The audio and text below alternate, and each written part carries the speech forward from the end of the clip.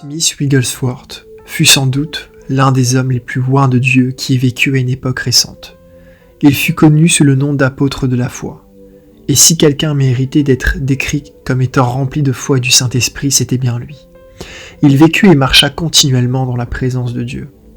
Et les miracles qui accompagnaient son ministère étaient du genre de ceux que l'on a rarement vus depuis les jours des apôtres. Des gens nés aveugles et sourds, des estropiés, tordus et déformés par la maladie, d'autres au seuil de la mort, rongés par le cancer. Tous furent guéris par la puissance formidable de Dieu.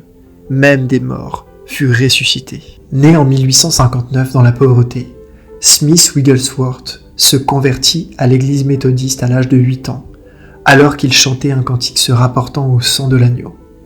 Il fut saisi par l'œuvre expiatrice de Christ à la croix. Dès cette époque, il désirait ardemment Dieu et avait la passion des âmes. Plus tard, Wigglesworth fut entièrement immergé dans l'eau par les baptistes. Smith avait une faim de Dieu et il expérimenta de nombreuses percées dans de nouveaux niveaux d'onction bien avant même qu'il eût expérimenté le baptême du Saint-Esprit et parlé en langue. Il était déjà renommé pour son ministère de guérison et avait vu Dieu agir puissamment, à la différence de nous aujourd'hui, qui commençons essentiellement par le baptême dans l'Esprit, comme notre première réelle onction. Pour Smith, c'était le point culminant de longues années de recherche et de faim de Dieu, et c'est ainsi beaucoup plus proche d'un réel revêtement de puissance d'en haut, du Nouveau Testament. Smith Wigglesworth déclara « J'ai eu l'enseignement biblique de base parmi les frères de Plymouth.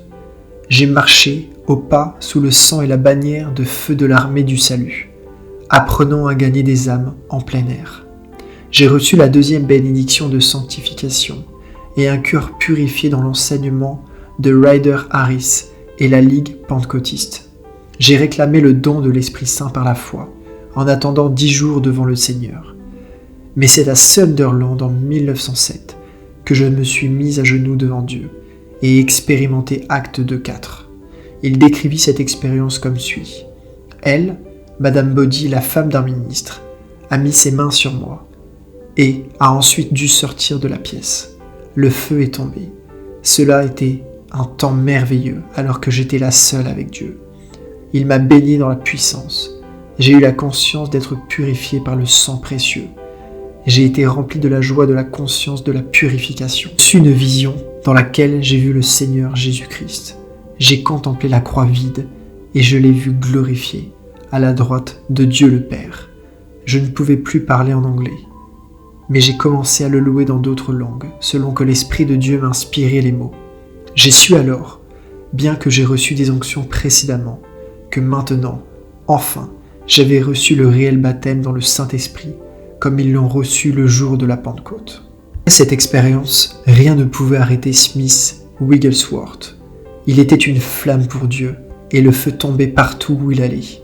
Il dit « Je crois que les ministres de Dieu doivent être les flammes de feu. Rien de moins que des flammes. Rien de moins que des instruments puissants, avec des messages ardents, avec des cœurs pleins d'amour. Ils doivent avoir une profondeur de consécration dans laquelle Dieu a pris la pleine charge du corps, et il existe seulement dans le but de manifester la gloire de Dieu. Thème dans la mort dans laquelle la personne est purifiée et stimulée. Il posséda certainement une audace, une hardiesse dont l'équivalent a rarement été vu dans la chrétienté des temps modernes. Ce n'était pas rare pour lui d'annoncer à ses réunions. Chaque sermon que Christ a prêché était introduit par un miracle spécifique. Nous allons suivre son exemple. La première personne dans ce grand auditoire qui se lèvera, quelle que soit sa maladie, je prierai pour cette dernière, et Dieu le ou la délivrera. Et la première personne à se lever, même si c'était l'estropié le plus déformé, était guéri. Une autre occasion typique, un homme s'avança pour la prière à cause d'une douleur à l'estomac, et, en commandant la douleur de partir, Wigglesworth donna un coup de poing à l'homme dans l'estomac si fort qu'il fut envoyé au milieu de la pièce, complètement guéri. Ce genre de choses arriva plus d'une fois. Wigglesworth croyait qu'il fallait commander aux malades d'être guéris au nom de Jésus. Sa foi était une foi sainte et agressive. C'était un homme violent, prenant position contre le diable par la force. Et pourtant, c'était aussi un homme d'une grande compassion, ainsi que d'une grande autorité. Un certain nombre de gens furent aussi littéralement ressuscités des morts sous le ministère de Smith. Voici son propre compte-rendu d'une de ces occasions. Mon ami a dit « elle est morte ». Il était effrayé. Je n'ai jamais vu un homme aussi effrayé dans ma vie. « Que ferais-je » a-t-il demandé. « Il se peut que vous pensiez que ce que j'ai fait était absurde, mais je me suis étendu sur le lit et je l'en ai retiré. Je l'ai portée à travers la chambre, l'ai mise debout contre le mur en la tenant, alors qu'elle était absolument morte. J'ai examiné son visage et j'ai dit « Au nom de Jésus, je chasse cette mort ». Du haut de sa tête jusqu'à ses pieds, son corps tout entier a commencé à trembler. « Au nom de Jésus, je commande que vous marchiez », ai-je dit. J'ai répété « Au nom de Jésus, marchez ». Et elle a marché. Non seulement cette femme a-t-elle été ressuscitée des morts, mais elle a été immédiatement guérie d'une maladie épouvantable. Elle a commencé à témoigner aux gens de son expérience de mort et de sa restauration. Il a été enregistré que Smith Wigglesworth a ressuscité des morts, 23 personnes en tout, au cours des années de son ministère. Il voyagea littéralement à travers le monde entier dans les années 1920 et 1930, et des milliers furent sauvés et guéris partout où il allait. Souvent, il arrivait dans un endroit presque inconnu sans être annoncé, mais en quelques jours, il y avait des milliers qui se pressaient pour l'entendre. La puissance de Dieu qui se manifestait à ces réunions était si forte. Dieu était vraiment glorifié partout où il allait.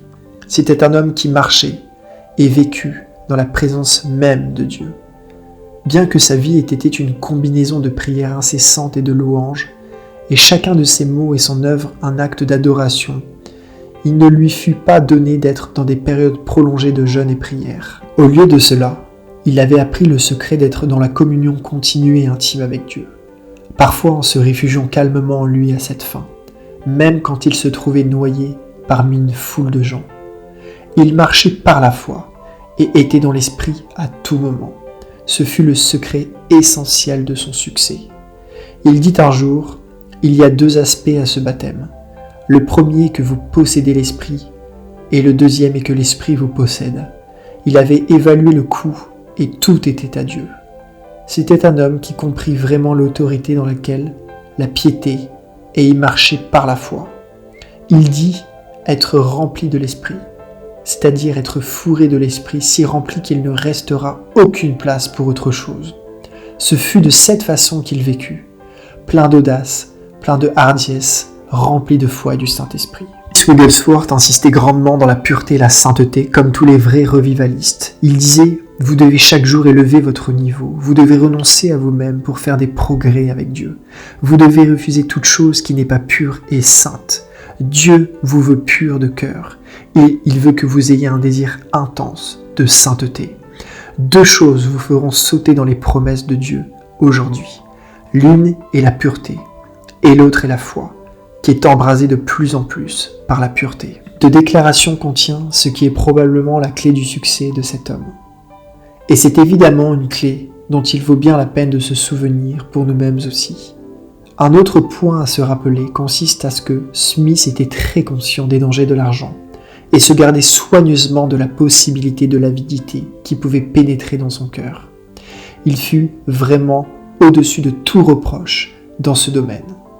Smith Wigglesworth mourut en 1946 à l'âge très avancé de 87 ans, restant une flamme de Dieu jusqu'à la fin. Qu'il soit un exemple pour nous tous.